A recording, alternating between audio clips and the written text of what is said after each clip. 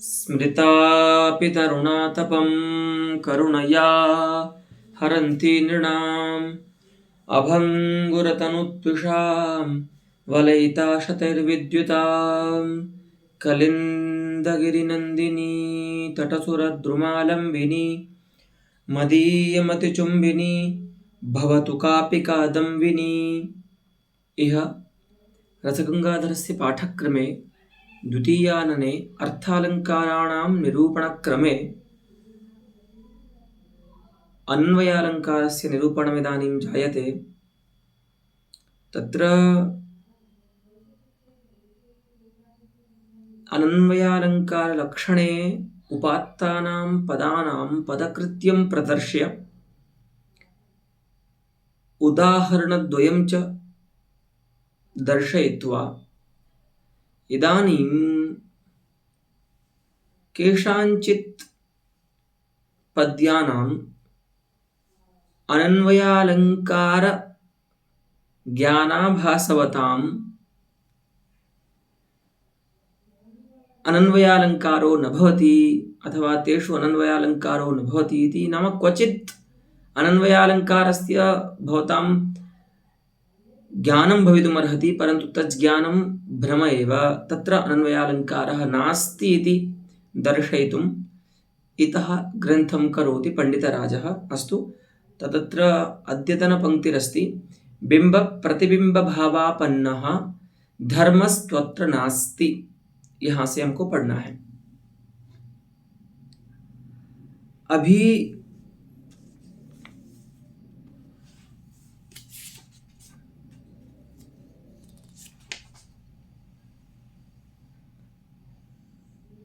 जो धर्म बताए थे आपको, उपमा में भी बताए थे, उपमेय उपमा के स्थल में भी बताए थे कि जो साधारण धर्म होता है वह कहीं अनुगामी, कहीं उपचरित, कहीं शब्दात्मक और कहीं बिंबक प्रतिबिंब भावापन्न इत्यादि धर्म के प्रकार होते हैं।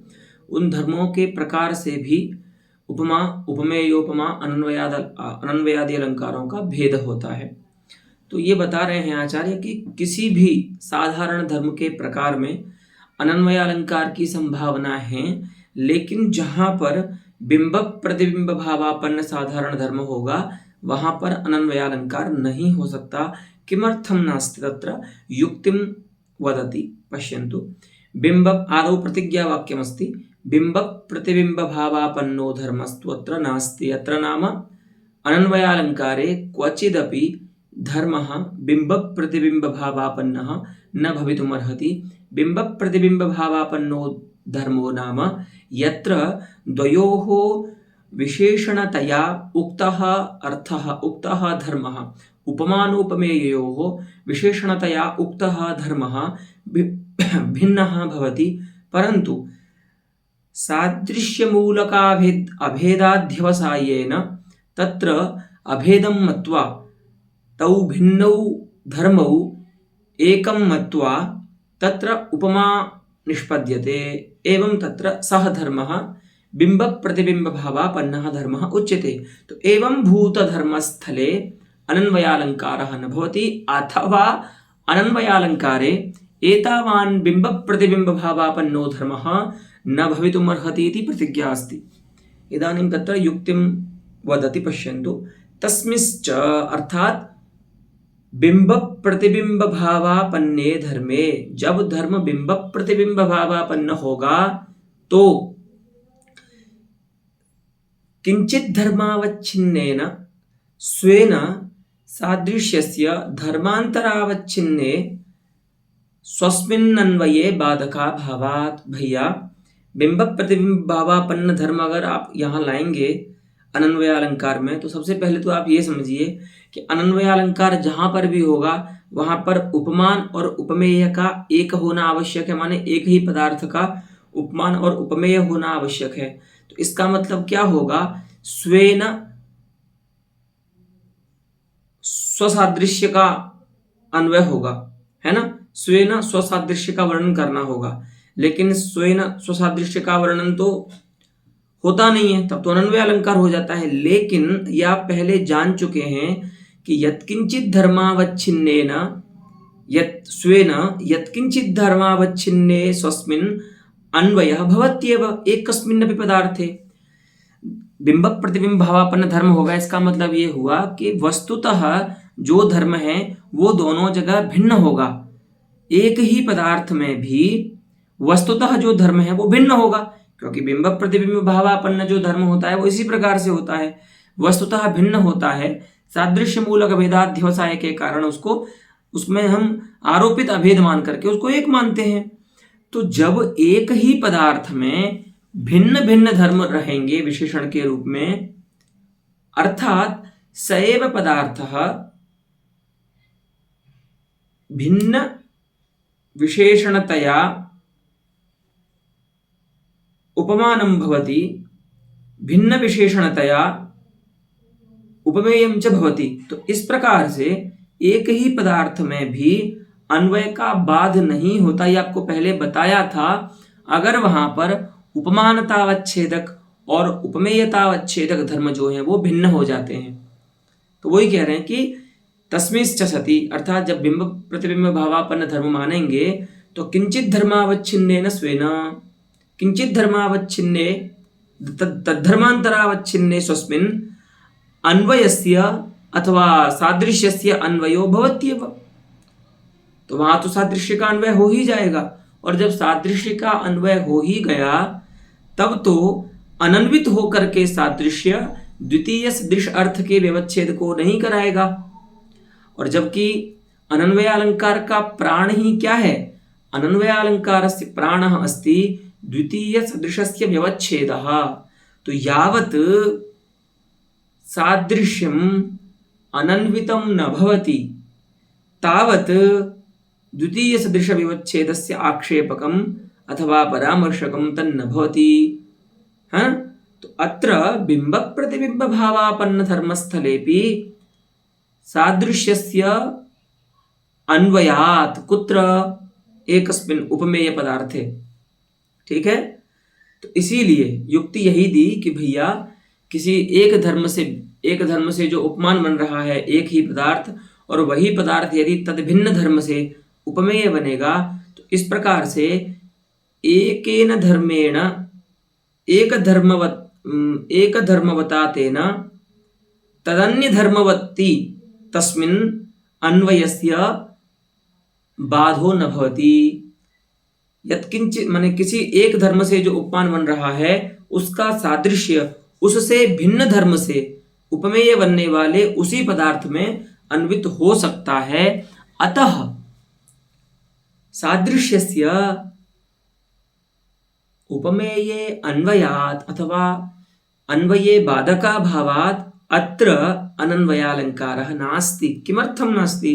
यतोहि अनन्वयालंकारस्य मूलमस्ति किं द्वितीय सदृशस्य व्यवच्छेदः। सः व्यवच्छेद एव न भवति अत्र। किमर्थं न भवति? यतोहि व्यवच्छेदस्तु तत्र भवति यत्र सादृश्यम् अन्वितं भवति। अत्र तु सादृश्यम् अन्वितम् अस्ति उपमेये, अतः सादृश्यस्य अन्वितत्वात् अत्र द्वितीय सदृशस्य व्यवच्छेदः नास्ति। ततश्च अनन्वयालंकारोऽपि नास्ति इति निश्चेतव्यम्। अस्तु, तदेव उच्यते। पश्यन्तु, तस्मिंश्च सति किंचित् धर्मावच्छिन्नेन स्वेन सादृश्यस्य धर्मान्तरावच्छिन्ने स्वस्मिन् अन्वये बाधकाभावात् सदृशान्तर व्यवच्छेदा प्रतिपत्तेश्च अनन्वयः एव न स्यात्।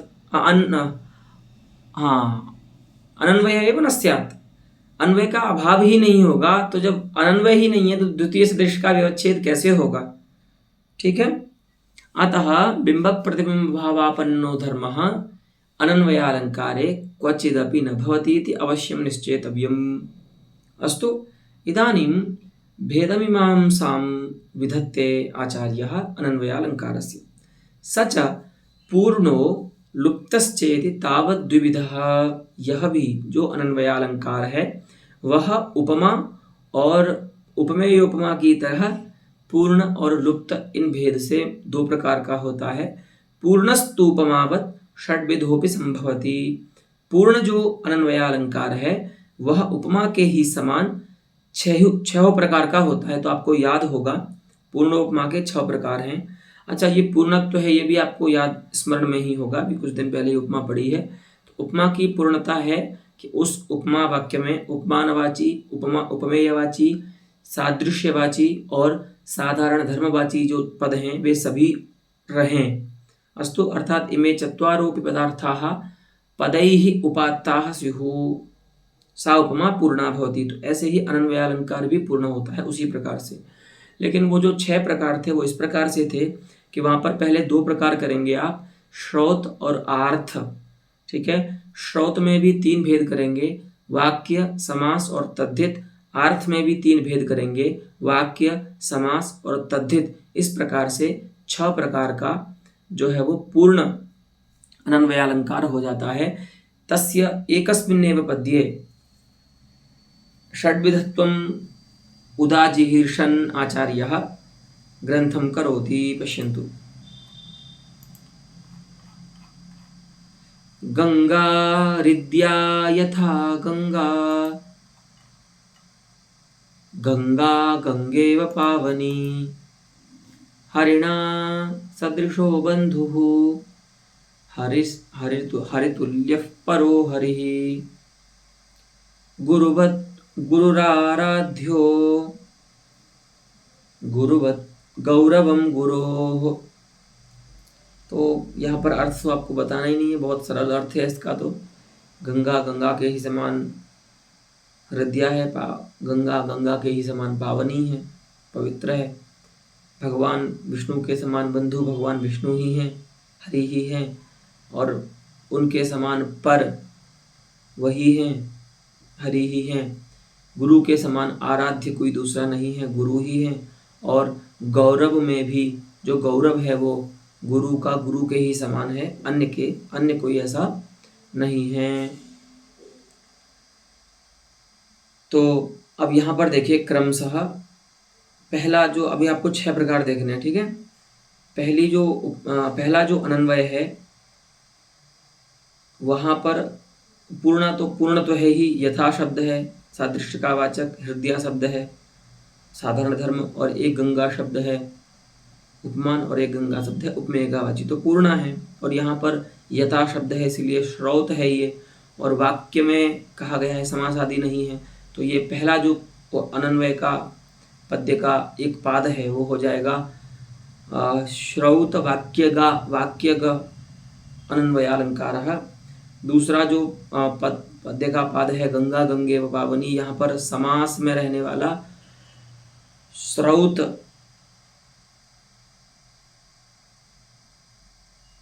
क्योंकि इव शब्द का प्रयोग है, समास है, तो श्रौत समासगः अनन्वयालंकार हो जाएगा। और हरिणा सदृशो हरि, यहाँ पर आर्थ अनन्वयालंकार हो जाएगा, वाक्य में रहने वाला। हरितुल्य परो हरि, यहाँ पर तुल्य शब्द है और समास है, तो समास में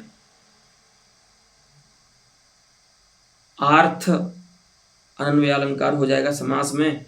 और गुरुवत गुरुराराध्य में पहले जो गुरुवत में जो वति प्रत्यय हुआ है वह इवार्थ में हुआ है, तो वह गुरुवत गुरुराराध्य, यह जो अनन्वयालंकार है वह हो जाएगा श्रौत तद्धित गत अनन्वयालंकार। और गुरुवत गौरवम गुरोः, यहाँ पर जो वति प्रत्यय हुआ है वह तुल्यार्थ में हुआ है, इसीलिए वह हो जाएगा आर्थ तद्धितगत अनन्वयालंकार। इत्थं पूर्ण अनन्वयालंकारस्य एते षड्भेदाः अत्र उक्ताः।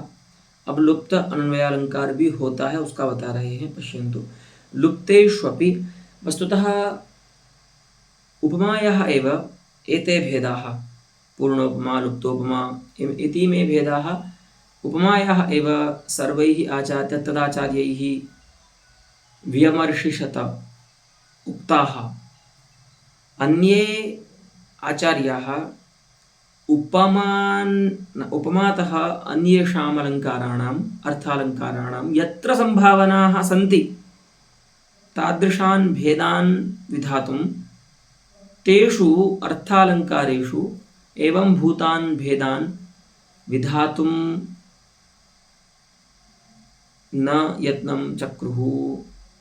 अतः अत्र अयं ग्रंथः अर्थालंकाराणाम् अध्ययनदृष्ट्या अतीव गुणकरः अस्ति। देखिए, लुप्तेष्वपि धर्मलुप्तः पंचविधोपि संभवति। अब अपि शब्द इसलिए लगा रहे हैं कि आपको 5 जो भेद हैं वो पहले पता हैं, ठीक है, कि कर्म में किच, कर्म में किच, आधार में किच, है ना, इस प्रकार से तो वो बता रहे हैं सारा। देखिए, समास में कर्ता में क्यंग, कर्म में डमुल इत्यादि, तो वो सब बता रहे हैं। देखिए, वाचक का लोप होने पर अनन्वय अलंकार कैसे होता है। वाचक लुप्तः रामायमाणः श्रीरामः सीता सीता मनोहरा मम अंतःकरणे नित्यं विहरेतां जगद्गुरु।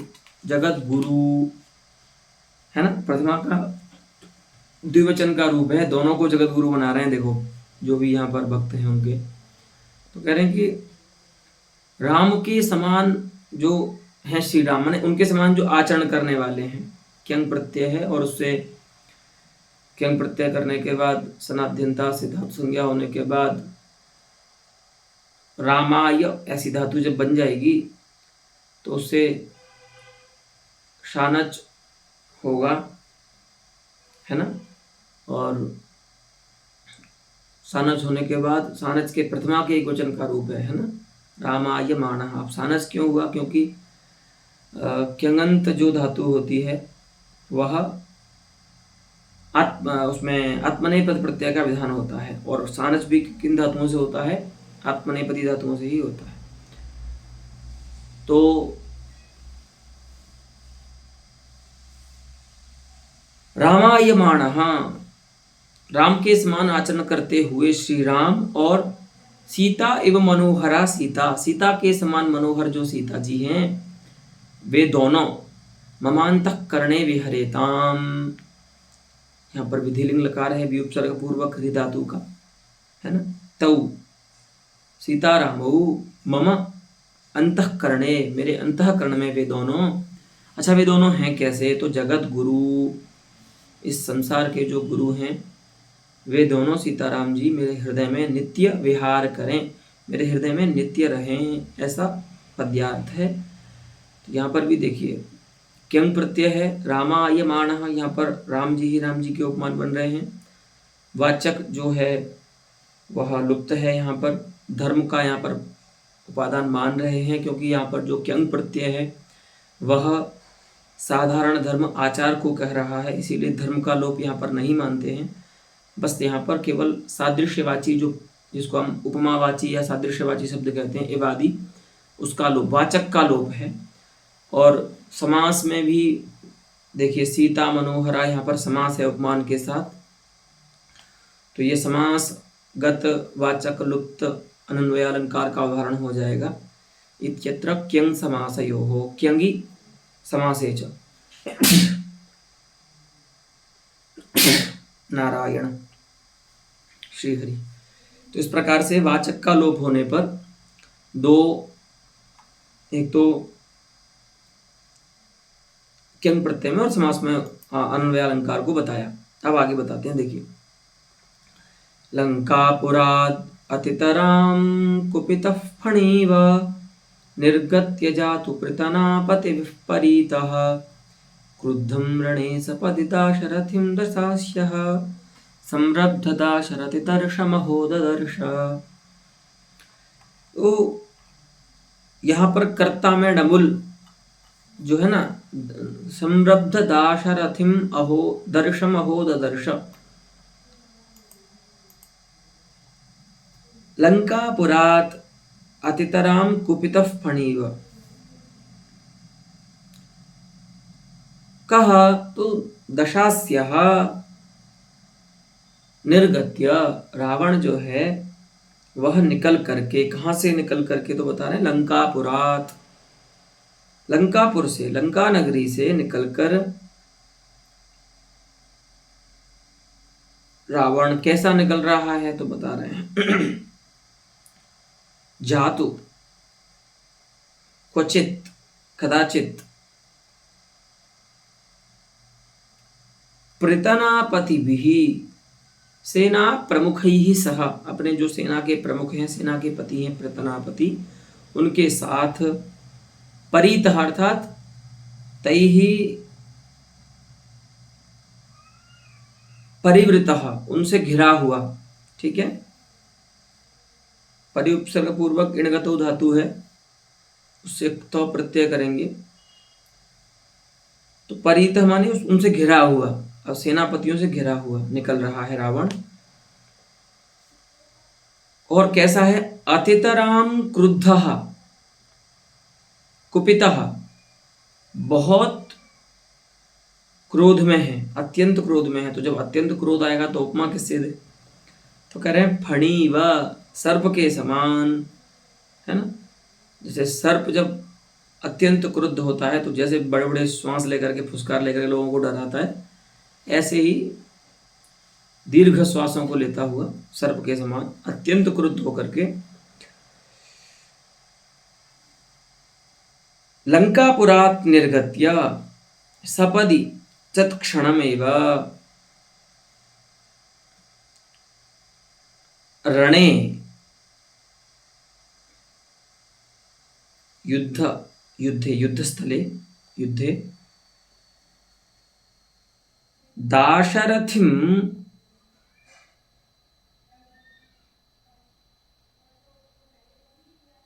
क्रुद्धं दाशरथिं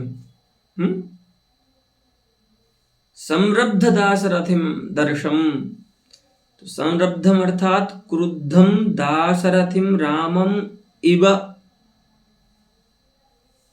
पश्यतीति संरब्ध दाशरथि दर्शम, अर्थात क्रुद्ध राम को, है ना, संरब्ध दाशरथि दर्शम दाशरथिम, क्रुद्ध राम के समान राम को देखा, ऐसा अर्थ है। ठीक है, तो ददर्श दृष्टा सह अद्राक्षित, देखा। तो यहाँ पर देखिए राम जी ही राम जी के उपमान हैं, लेकिन यहाँ पर कर्म में डमुल प्रत्यय है और वाचक का लोप है। ठीक है, कोई भी सादृश्य का वाचक पद नहीं है, इसीलिए ये कर्ता में डमुल है। हाँ, कर्म नहीं, कर्ता में डमुल होगा। कर्म में डमुल है और कर्ता में डमुल को आगे बताएंगे। अच्छा, आपको स्वयं ढूंढना है। ठीक है, अत्र कर्तृणमुलादौ अपि उह्यम, ये तो हाँ कर्म में डमुल है। संरब्ध दाशरथिं पश्यतीति संरब्ध दाशरथि दर्शम। अस्तु, अब आपको इसी प्रकार से हम जो वहां पर और भी हमने उदाहरण दिए थे ना, कर्म आधार में क्यच या कर्म में कर्ता में डमुल, वो सब आपको स्वयं से देखने चाहिए। अस्तु, एवं कर्तृणमुलादौ भी उह्यम। अब आगे बताते हैं, देखिए। अंबरत्यंबरम यद्वत् समुद्रोपि समुद्रति विक्रमार्क महीपाल तथा त्वं विक्रमार्कसि।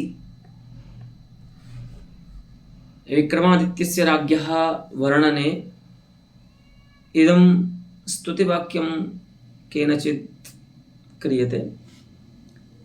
कहता है कि हे विक्रमार्क महीपाल, हे विक्रमार्क नाम के राजा, विक्रमादित्य नाम के राजा, तुम विक्रमार्कसी तथा तुम विक्रमार्कसी, तुम वैसे ही विक्रमादित्य के समान आचरण कर रहे हो। तो यहाँ पर कुछ प्रत्यय है, आप जान रहे हैं, कर्ता में। ठीक है, विक्रमार्कसी तथा तुम विक्रमार्कसी, तुम वैसे ही विक्रमादित्य के समान आचरण कर रहे हो। कैसे? तो बता रहे हैं, अंबरत्यंबरम यद्वत् समुद्रोपि समुद्रति, जैसे अंबर अंबर के समान आचरण करता है, आकाश आकाश मने के समान आचरण करता है। अंबरति यथा अंबरम अंबरति, समुद्रः समुद्रति, और समुद्र समुद्र के समान आचरण करता है। वैसे ही हे राजन विक्रमादित्य, तुम विक्रमादित्य के समान आचरण कर रहे हो, अर्थात स्वयं के ही समान तुम हो, तो कोई दूसरा तुम्हारी उपमा में नहीं है, ऐसा। तो अत्र अब यहाँ पर एक चीज और देखने की है कि अगर आप दोनों पद्यार्थों पर विचार करें, उनके अर्थों पर विचार करें, तो यहाँ पर आपको उपमा लग सकती है ना। लेकिन वो ठीक बात भी है, मालोपमा ही है, लेकिन उनके जो उपमा माने जो वाक्यार्थ के अवयव हैं, पूरे वाक्यार्थ में तो मालोपमा ही है, लेकिन वाक्यार्थ के जो अवयव हैं उन अवयवों में अनन्वयालंकार है, और उन्हीं अवयवगत अनन्वयालंकारों को लेकर के इस पद्य को यहाँ पर उदाहरण बनाया है पंडितराज जगन्नाथ ने। ठीक है, देखिए वही कहते हैं कि अत्र वाक्यार्थावयवेषु अनन्वयेषु धर्मवाचकयोः लोपः। तो यहाँ पे आप देख सकते हैं वाक्यार्थ के जो अवयव हैं, 3 ऐसे अनन्वयालंकार हैं। एक तो अंबरोपमा अंबरोपमानोपमेयक, समुद्रोपमानोपमेयक, विक्रमार्कोपमानोपमेयक, ऐसे 3 अनन्वयालंकार हैं। वो तीनों वाक्यार्थ हैं, वाक्यार्थ के अवयव हैं। वाक्यार्थ तो एक ही है, तो उन वाक्यार्थ के अवयव रूप जो अनन्वय हैं उन सभी में धर्म यानी साधारण धर्म और वाचक का लोप है, माने सादृश्यवाचक का लोप है। कहीं पर भी सादृश्यवाचक और धर्मवाचक कोई पद नहीं है। अस्तु, तो बोले आपने वाक्यार्थ के अवयवों में अनन्वय ऐसा क्यों बोला? तो बताते हैं कि मुखवाक्यार्थस्तु अनन्वय फलेन निरुपमत्वेन समान धर्मेण प्रयोजितः मालोपमा एव।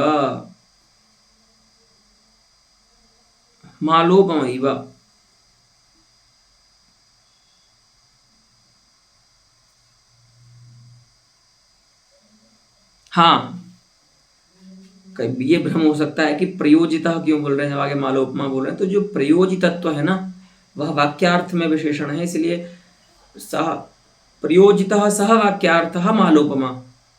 ठीक है, तो उद्देश्य का विशेषण है वो, माने उस प्रकार के वाक्य को उद्देश्य करके उसमें मालोपमात्व का विधान किया जा रहा है, तो इसलिए वो पुल्लिंग में प्रयोग किया गया है, प्रयोजितः वाक्यार्थः। ऐसा देखिए, जो मुख्य वाक्यार्थ है वह तो अनन्वय का जो फल है वो क्या है? निरुपमत्व का ज्ञान कराना, निरुपमत्व रूप साधारण धर्म का ज्ञान कराना, कि जैसे अंबर और समुद्र निरुपम है वैसे ही हे राजन तुम निरुपम हो। तो यहाँ पर मालोपमा कहाँ होती है आप जानते हैं, जहाँ पर एक ही उपमेय के अनेक उपमान हो जाते हैं, है ना। तो यहाँ पर भी विक्रमार्क रूप एक उपमेय के समुद्र और अंबर रूप अनेक उपमान है, तो इसके करने मालोपमा है। लेकिन उस मालोपमा में साधारण धर्म क्या है? तो निरुपमत्व है। वो निरुपमत्व आया कैसे? तो वह आया अनन्वयालंकार के द्वारा। तो अनन्वयालंकार का जो फल है वो क्या है? निरुपमत्व का ज्ञान कराना। तो अनन्वय फलेन निरुपमत्वेन साधारण धर्मेण प्रयोजितः अयं मुखवाक्यार्थः मालोपमा एव। इस प्रकार से निरुपमत्व रूप समान धर्म के द्वारा प्रयोजित जो वाक्यार्थ है वह तो मालोपमा ही है, लेकिन इस वाक्यार्थ के अवयव के रूप में इन वाक्यार्थों के अवयवों में जो है वो अनन्वयालंकार है, जिसके फल के रूप में यहाँ पर निरुपमत्व रूप साधारण धर्म आता है, जिससे आप मालोपमा को सिद्ध कर पाते हैं। अस्तु, तो बोले कि ये तो आपको वहीं बताना चाहिए था मालोपमा के स्थल में, आप यहाँ अन्यस्य अलंकारस्य निरूपण प्रस्तावे तदन्यस्य अलंकारस्य किमर्थम उदाहरणं भवान् ददाति? अवसर संगतिस्तु नास्ति, अतः तादृशः प्रश्नः मनसि पदं न कुर्यात् इति अत्र हेतुं ददाति। एषा च ज्ञान सौकर्याय अत्रैव उक्ता। भैया, चूंकि यह इसका प्रकरण चल रहा है अनन्वयालंकार का, और अनन्वयालंकार के प्रकरण के रूप में ही वहां पर प्रतिज्ञा की थी ना ऐसी मालोपमा के स्थल में कि और अनन्वयालंकार के प्रकरण में बताएंगे, आपको याद हो तो यही उस प्रतिज्ञा, इसी के कारण वो प्रतिज्ञा की थी कि वहां पर एक ऐसा पद्य आएगा जो वाक्यार्थ में तो वह मालोपमा है, लेकिन वाक्यार्थ के अवयवों में वहां पर अनन्वयालंकार है। तो बोले कि ज्ञान सौकर्य के लिए हमने यहाँ पर उसका उदाहरण दे दिया है, यहाँ पर उसको बता दिया है ताकि आपको अच्छे से समझ में आ जाए। कि वस्तुतः मालोपमा क्या होती है। अस्तु, अतः अवसरसङ्गतिः तावत् न रक्षणीया। पाठकानां प्रमातॄणां ज्ञानमेव सौकर्येण स्यात् इत्येव मुख्यं विधेयं भवति ग्रन्थकर्तुः। अतः तेन वशीभूतः आचार्यजगन्नाथः अत्र अवसरसङ्गतिम् अपश्यन् अनन्वयालङ्कारस्थले मालोपमायाः उदाहरणं मध्ये ददाति। अस्तु, फिर से उदाहरण देते हैं। देखिए, एतावति प्रपञ्चेऽस्मिन् सदेवासुरमानसे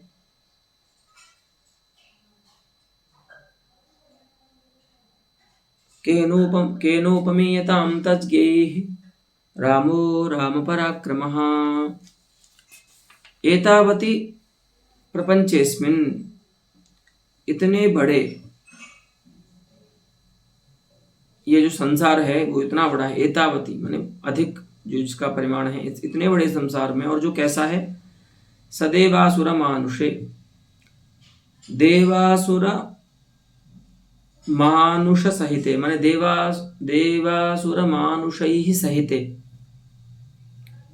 ठीक है, देव असुर और मनुष्यों सहित जो इतना बड़ा संसार जिसमें सब रहते हैं, उस इतने बड़े संसार में केनोपमीयताम तज्ज्ञैहि रामो राम पराक्रम, जो लोग राम के पराक्रम को जानते हैं, अब जो नहीं जानते हैं, मूढ़ हैं, उनके लिए तो कोई है ही नहीं बात, लेकिन जो तज्ज्ञ हैं, तद्विद हैं, ऐसे जन जो हैं, उनके द्वारा राम पराक्रम, जो राम हैं, राम को जानने वाले हैं, वे किससे उपमा दें राम की। राम पराक्रमः यः रामः अस्ति तस्सः रामः तद्विद्भिः केन उपमीयताम, केन सह उपमीयताम, किसके साथ उस राम की उपमा दें। और जबकि इतना बड़ा देवता असुर और मनुष्यों वाला ये संसार है, लेकिन फिर भी जो राम को जानता है वो किसी राम की उपमा किसी से नहीं दे सकता, है ना। वो राम कैसे हैं, तो राम पराक्रम है। राम एव पराक्रमः यस्य सः राम पराक्रमः, तो राम ही उपमान है, राम ही उपमेय है। देखिए, तो अत्र वाचक धर्मोपमानानां लोपः।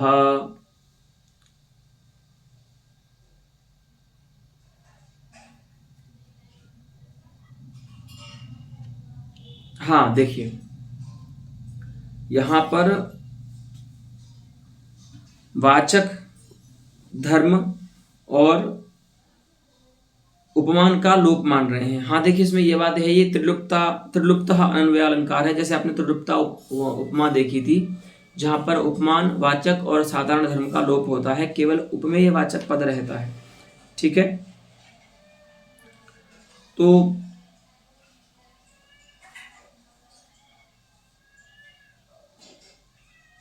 वस्तुतः यहाँ पर राम पराक्रम जो शब्द है वो उपमानवाचक है ही नहीं, ना वो साधारण धर्मवाचक है, वो उपमेय का ही वाचक पद ऐसा मान करके यहाँ पर उपमान का न होना ही यहाँ पर अनन्वय अलंकार है।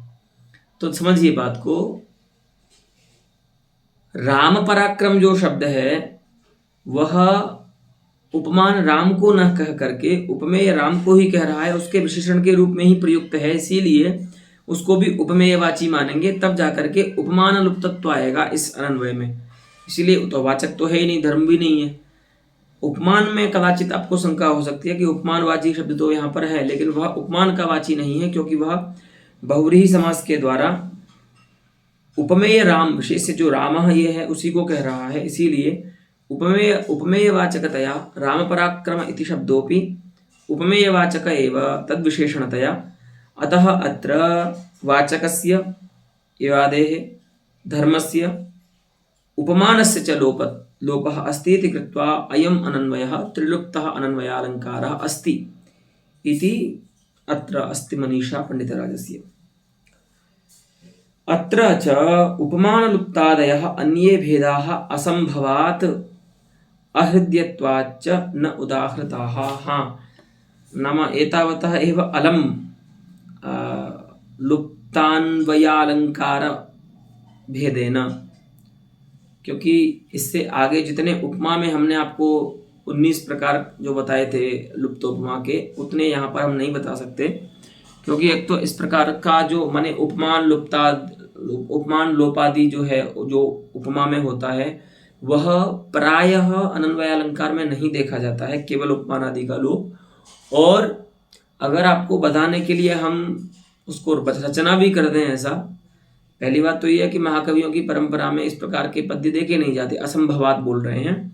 और अगर हम बना भी दें आपके लिए, कुछ पंडित राज अपनी प्रतिभा से बना के परोस दें आपके लिए, तो भी उसमें चमत्कार नहीं आएगा, क्योंकि अनन्वय अलंकार की ऐसी ही प्रकृति है कि वह इतने ही पदार्थों का लोप होने पर ही चमत्कार करा सकता है। इससे अधिक उपमा में जितने पदार्थों का लोप होकर के उपमा रहती है, उतना पदार्थों का लोप होकर के उपमान जो होगा, अनन्वय अलंकार जो होगा, वह अहृद्य हो जाएगा, चमत्कारी नहीं होगा। इसीलिए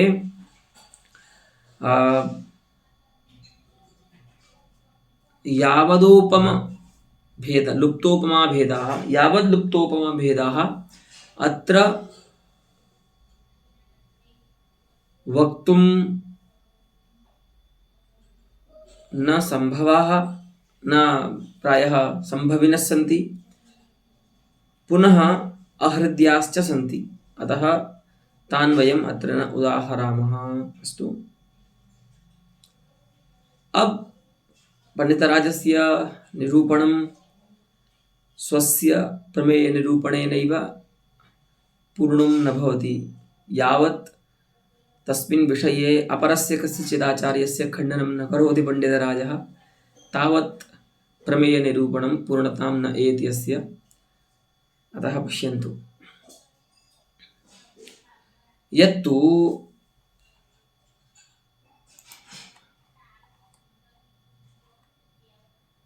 तेन तदेकदेशेन अवसितभेदेन वा उपमानतया कल्पितेन सादृश्यम अनन्वयः। अब इसको 3 प्रकार से आपको लेना है। ये अलंकार रत्नाकरकार जो आचार्य हैं, उनका अनन्वय अलंकार का लक्षण है।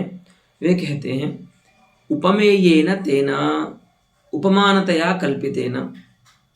तो आपको ये जो 3 तृतीयांत पद हैं, वह इस निपात से पहले उन सभी का उपमानतया कल्पितेन इसके साथ अन्वय करना है। तो तेन उपमानतया कल्पितेन तेन तस्य सादृश्यमन्वयः, तदेकदेशेन उपमानतया कल्पितेन तस्य सादृश्यम, तस्य एक षष्ठ्यंत पद और जोड़ दीजिए, तस्य सादृश्यमन्वयः, और अवसित भेदेन उपमानतया कल्पितेन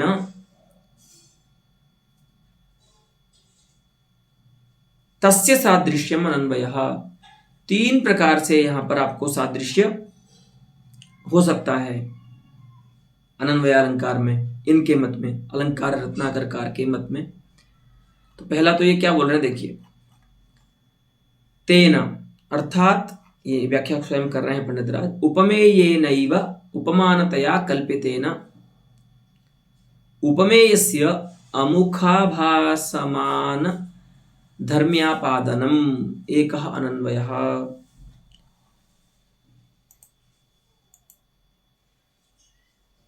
उपमान के रूप में कल्पित उपमेय के साथ ही उपमेय का जो अमुखाभासमान धर्म्यापादन है, अर्थात धर्म्यापादनम सादृश्यम। तो अमुखाभासमान क्यों होगा? अमुख माने अमुख्य, अवभासमान, जो अमुख्य प्रतीत होने वाला जो धर्म्यापादन है, सादृश्य है, वह अनन्वय अलंकार है। अब यहां ऐसा क्यों बोल रहे हैं वो समझ लीजिए। सादृश्य चूंकि भेद में होता है, इसीलिए अगर वो एक ही में प्रतीत हो रहा है तो वो मुख्य सादृश्य या वास्तविक सादृश्य नहीं हो सकता। अस्तु, तो एकस्मिन् अवभासमानत्वात् एकस्मिन् प्रतीयमानत्वात् तस्मिन् अमुखत्वमस्ति। उसमें अवास्तविकता क्या है? क्योंकि वो एक में ही ज्ञात हो रहा है और एक में सादृश्य हो नहीं सकता। ठीक है, तो इसीलिए अमुखाभासमान धर्म्यापादनम, धर्म्यापादनम सादृश्यम, अमुखाभासमानत्वम अर्थात अवास्तविकं सादृश्यम्। अस्तु, तो उपमान रूप में कल्पित उपमेय के साथ उपमेय का जो अवास्तविक सादृश्य है, अवास्तविक धर्म्यापादन है, उसको हम अनन्वय कहते हैं। अयम प्रथमः कश्चित् प्रकारः अनन्वयस्य एतेषां रत्नाकराणां मते। द्वितीयं सादृश्यं तो कहते हैं कि उपमेयैकदेशस्य तथैव उपमानतया कल्पनम अपरः। दूसरा सादृश्य है जहां पर संपूर्ण उपमेय के साथ नहीं, अपितु उपमेय के एक देश का उपमेय के साथ। और कैसे उपमेय के साथ? तो कह रहे हैं कि उपमान के रूप में कल्पित उपमेय के साथ उपमेय के एक देश का जो सादृश्य है, उपमानता कल्पना माने वही अमुखाभासमान धर्म्यापादनम, तदपि अनन्वयालंकार, वो भी अनन्वयालंकार ही है।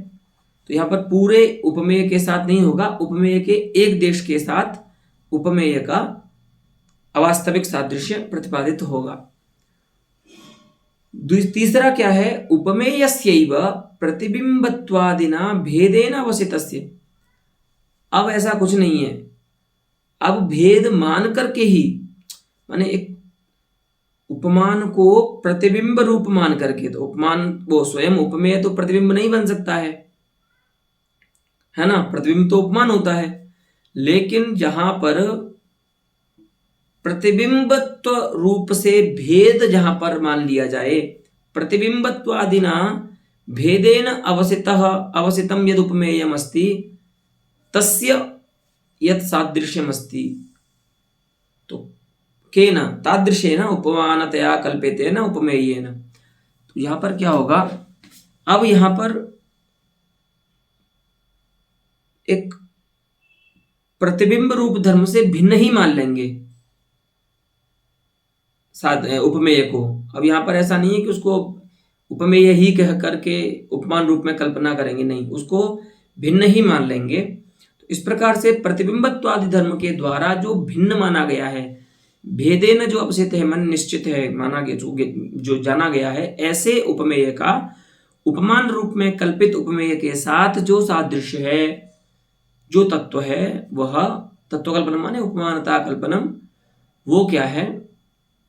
तो तीसरे प्रकार का अनन्वयालंकार है। अस्तु, इत्थम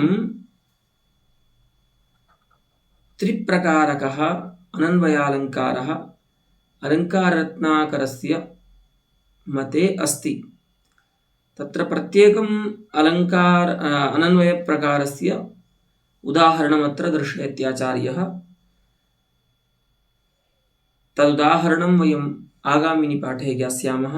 एतावता एव अलम् अद्यतन पाठेन। धन्यवादः।